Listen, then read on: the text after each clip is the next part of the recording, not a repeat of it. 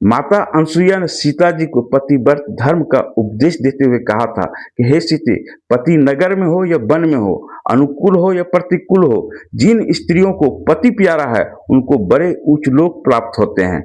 कठोर स्वभाव वाला, अपनी ही इच्छा के अनुसार चलने वाला, धनों से रहित भी श्रेष्ठ स्वभाव वाली स्त्रियों के लिए परम देवता होता है। जो स्त्री पतिव्रत आदि गुणों के पूर्ण है वह स्वर्ग को प्राप्त होती है। विवाहित जीवन में प्रत्येक पत्नी का एकमात्र लक्ष्य सर्वगुण संपन्न होना चाहिए।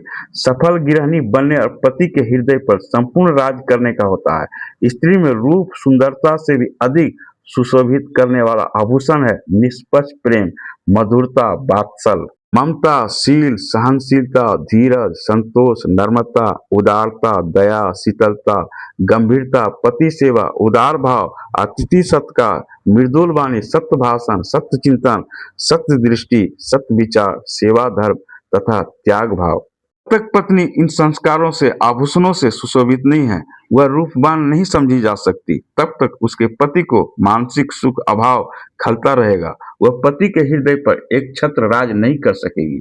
जो पत्नी अपने पति पर पुत्र की अपेक्षा 100 गुना स्नेह रखती है और अपने पति का डर मानती है, वही पतिव्रता नारी है।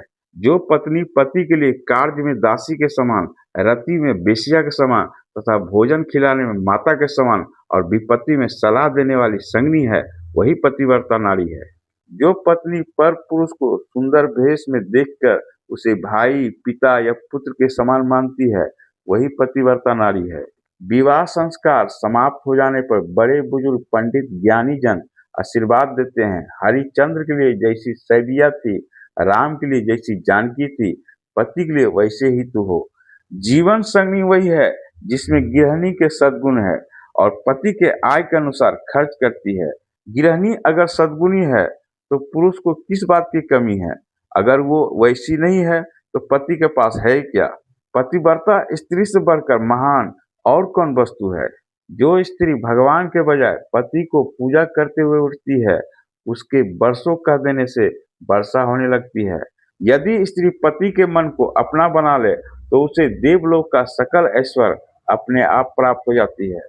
पत्नी यदि सुयश प्रिय नहीं हो तो उसका पति सिंह के समान सिर ऊंचा करके नहीं चल सकता।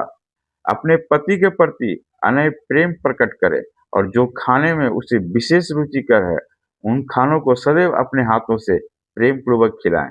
व्यर्थ ही पति के प्रत्येक कामों में टांग न अड़ाएं।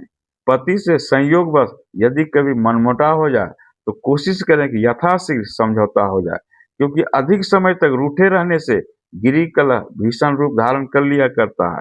सुलह के बाद झगड़े को हमेशा हमेशा के लिए अपने दिल से निकाल ले। पति की कमजोरियों को यथाशीघ्र सहन करने का कोशिश करें। साथ ही आप उन्हें यह बतलाते रहें कि उनमें गुण बहुत है।